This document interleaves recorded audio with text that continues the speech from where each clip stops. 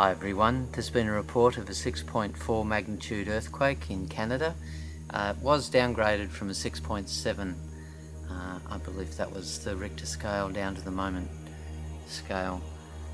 In Vancouver Island, as we can see here on Google Earth, which is affiliated with the USGS, we've gone to the geoscience site, which is the old Richter scale readings, 6.8, and it says 10 kilometres. Also we see a 5.3 in the Auckland Islands, which I believe is the second of the consequential shifts of the Raoul Island. Now we see that there's no seismogram available, unfortunately, even though it was quite a while ago when this one happened.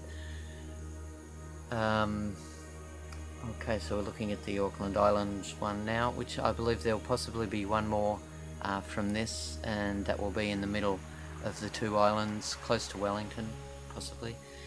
Back to Vancouver. 6.4 on the Euro site here. 20 kilometres shallow. The Auckland Islands one wasn't deep, so okay. Please remember that we're here for a reason. That reason is to share.